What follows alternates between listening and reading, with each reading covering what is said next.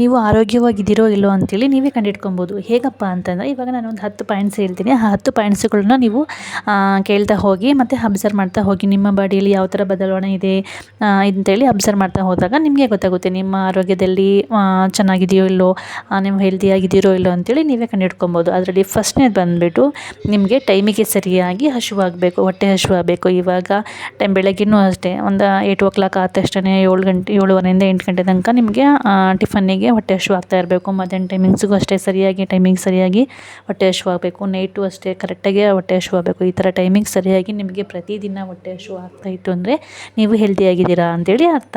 Next ನೀವು night ಮಲಗಿದಾಗ ಮಲ್ಕೊಂಡ ತಕ್ಷಣ ನಿದ್ದೆ ಬರಬೇಕು. ಒಂದು 7 to 8 hours ನಿಮಗೆ ಕಂಟಿನ್ಯೂಸು ಚೆನ್ನಾಗಿ ನಿಮಗೆ ನಿದ್ದೆ ಬರಬೇಕು. ಮಿಡ್ಲಲ್ಲಿ ಎಚ್ಚರ ಆದರೂ ಕೂಡ ಒಂದು 2 times 3 times ಈ ಥರ ಎಚ್ಚರ ಆದರೂ ಕೂಡ ಏನು ಪ್ರಾಬ್ಲಮ್ ಇಲ್ಲ. ಆದರೆ ನಿಮಗೆ ಕಂಟಿನ್ಯೂ 7 to 8 hours ನಿಮಗೆ ಚೆನ್ನಾಗಿ ನಿದ್ದೆ ಬಂತು ಅಂದರೆ ಆವಾಗ ನೀವು ಹೆಲ್ದಿಯಾಗಿದ್ದೀರಾ ಅಂತ ಹೇಳ್ಬಿಟ್ಟು ಅರ್ಥ. ನೆಕ್ಸ್ಟು 3ನೇ ಪಾಯಿಂಟ್ ಬಂದುಬಿಟ್ಟು, ನೀವು ತಿಂದಂಥ ಆಹಾರ ಸರಿಯಾಗಿ ಜೀರ್ಣ ಆಗಬೇಕು. ನೀವು ಏನೇ ಆಹಾರ ತಿಂದರೂ ಕೂಡ ನಿಮಗೆ ಯಾವುದೇ ಥರ ಡೈಜೆಷನ್ ಪ್ರಾಬ್ಲಮ್ ಇಲ್ಲದೇ ಸರಿಯಾಗಿ ನೀವು ತಿಂದಂಥ ಆಹಾರ ಸರಿಯಾಗಿ ಜೀರ್ಣ ಆಯಿತು ಅಂದರೆ ನೀವು ಹೆಲ್ದಿಯಾಗಿದ್ದೀರಾ ಅಂತ ಅರ್ಥ. ಸೊ ಯಾವಾಗಾರೆ ಒನ್ ಟೈಮು ಇಂಡೈಜೆಷನ್ ಆಗ್ಬೋದು, ಆದರೆ ಪ್ರತಿದಿನ ಇಂಡೈಜೆಷನ್ ಪ್ರಾಬ್ಲಮ್ ಇರಬಾರ್ದು.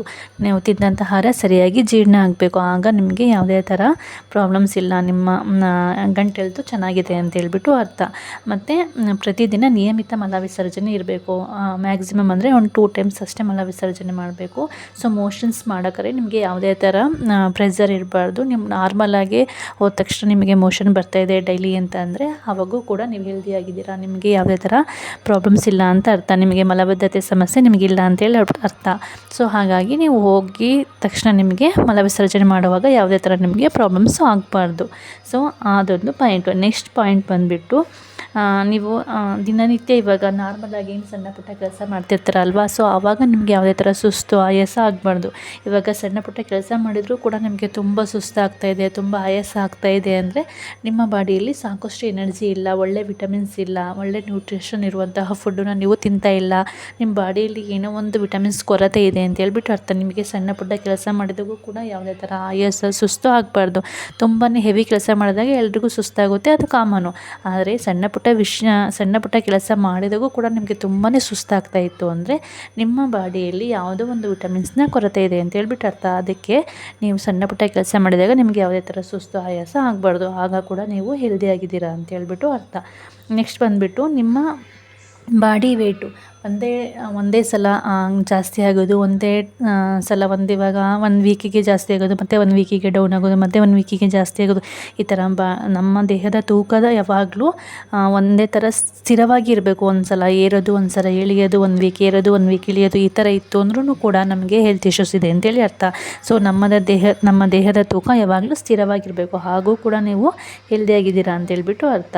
ನೆಕ್ಸ್ಟು ಸ್ಕಿನ್ ರಿಲೇಟೆಡ್ ಹೇಳಬೇಕು ಅಂದರೆ, ನಮ್ಮ ಸ್ಕಿನ್ ಯಾವಾಗಲೂ ಗ್ಲೋ ಆಗಿ ಚೆನ್ನಾಗಿ ಇರಬೇಕು. ಇವಾಗ ಡ್ರೈ ಥರ ಇತ್ತು, ಸುಕ್ ಥರ ಇತ್ತು ಅಂದರೆ ಆವಾಗ ಬಾಡಿ ಡಿಹೈಡ್ರೇಷನ್ ಆಗಿದೆ ಅಂತೇಳಿ ಅರ್ಥ. ನೀರನ್ನು ಆವಾಗ ನಾವು ಚೆನ್ನಾಗಿ ಕುಡಿಬೇಕು. ನೀರು ಚೆನ್ನಾಗಿ ಕುಡಿಲಿಲ್ಲ ಅಂದರೆ ಸ್ಕಿನ್ನು ಡ್ರೈ ಥರ ಇರುತ್ತೆ. ಸೊ ಡ್ರೈ ಥರ ಏನಾದ್ರು ಇತ್ತು ಅಂದರೆ ಸ್ಕಿನ್ ಎಲ್ಲ, ಆವಾಗ ನೀರನ್ನು ನೀವು ಜಾಸ್ತಿ ಕುಡಿಬೇಕಾಗುತ್ತೆ, ನೀರಿನಂಶ ಕಮ್ಮಿ ಇದೆ ಅಂತ ಹೇಳ್ಬಿಟ್ಟು ಅರ್ಥ. ಮತ್ತು ಇದ್ರ ಜೊತೆಗೆ ತುಂಬಾ ಹೇರ್ ಫಾಲ್ಸ್ ಆಗ್ತಾ ಇತ್ತು ಅಂದರೆ ಆವಾಗೂ ಅಷ್ಟೇ ಸಹ ನಮ್ಮ ಬಾಡಿಯಲ್ಲಿ ನೀರಿನಂಶ ಕಮ್ಮಿ ಇದ್ದರೆ, ಬಾಡಿ ಹೀಟ್ ಆಗಿದ್ದರೆ ಹಂಗಾಗುತ್ತೆ. ಮತ್ತು ವಿಟಮಿನ್ಸ್ಗಳ ಕೊರತೆ ಇದ್ದರೂ ಕೂಡ ಹೇರ್ ಫಾಲ್ಸ್ ಆಗ್ತಾ ಇರುತ್ತೆ. ತುಂಬ ಹೇರ್ ಫಾಲ್ಸ್ ಆಗ್ತಾ ಐತೆ ಅಂದರೆ ಆವಾಗೂ ಕೂಡ ನಮ್ಮ ದೇಹದಲ್ಲಿ ಏನೋ ವಿಟಮಿನ್ಸ್ ಕಮ್ಮಿ ಇದೆ ಅಂತ ಹೇಳ್ಬಿಟ್ಟು ಅರ್ಥ. ಮತ್ತು ಹಾಗೆ ನೀರಿನಂಶ ಕಮ್ಮಿ ಇದೆ ಅಂತ ಹೇಳ್ಬಿಟ್ಟು ಅರ್ಥ. ಆವಾಗ ನಾವು ನೀರನ್ನು ಜಾಸ್ತಿ ಕುಡಿಬೇಕಾಗುತ್ತೆ. ಮತ್ತು ಮೂತ್ರದಲ್ಲಿ ಜಾಸ್ತಿ ಹಳದಿ ಕಲರ್ ಬಣ್ಣ ಇರಬಾರ್ದು. ತುಂಬಾ ಎಲ್ಲೋ ಇತ್ತು ಅಂದರೆ ಆವಾಗ ನಮ್ಮ ಬಾಡಿ ಡಿಹೈಡ್ರೇಷನ್ ಆಗಿದೆ ಅಂತ ಅರ್ಥ. ನಮ್ಮ ಬಾಡಿಯಲ್ಲಿ ನೀರಿನಂಶ ಜಾಸ್ತಿ ಇಲ್ಲ ಅಂತ ಹೇಳ್ಬಿಟ್ಟು ಅರ್ಥ. ಸೊ ಅದು ನಾರ್ಮಲ್ ಕಲರ್ ಆಗಿರಬೇಕು, ಲಘು ಹಳದಿ ಕಲರಲ್ಲಿ ಇರಬೇಕು. ಆವಾಗ ನಾವು ಹೆಲ್ದಿಯಾಗಿದ್ದೀವಿ ಅಂತ ಹೇಳ್ಬಿಟ್ಟು ಅರ್ಥ. ನಮ್ಮ ಬಾಡಿಯಲ್ಲಿ ನೀರಿನಂಶ ಜಾಸ್ತಿ ಇದೆ, ಸೊ ಏನು ಪ್ರಾಬ್ಲಮ್ ಇಲ್ಲ ಅಂತ ಹೇಳ್ಬಿಟ್ಟು ಅರ್ಥ.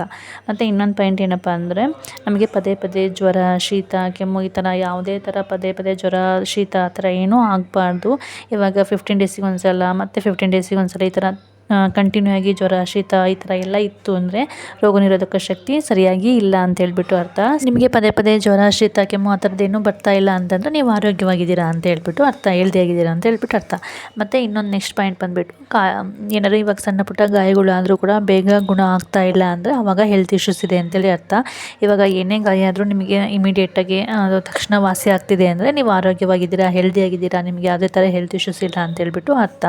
ಸೊ ಇವಾಗ ನಿಮಗೆ ಗೊತ್ತಿರ್ಬೋದು, ಇವಾಗ ಶುಗರ್ ಪೇಷಂಟ್ ಏನಾದ್ರು ಶುಗರ್ ಇತ್ತು ಅಂದರೆ ಬೇಗ ಗಾಯಗಳೆಲ್ಲ ವಾಸಿಯಾಗಲ್ಲ ಅಲ್ವಾ. ಸೊ ಹಾಗಾಗಿ ಇವಾಗ ಬೇಗ ಏನಾದ್ರು ಗಾಯಗಳು ನಿಮಗೆ ವಾಸಿ ಆಯಿತು ಅಂದರೆ ನಿಮಗೆ ಯಾವುದೇ ಥರ ಕಾಯಿಲೆ ಶುಗರು ಆ ಥರ ಎಲ್ಲ ಏನೂ ಇಲ್ಲ ಅಂತ ಹೇಳ್ಬಿಟ್ಟು ಅರ್ಥ.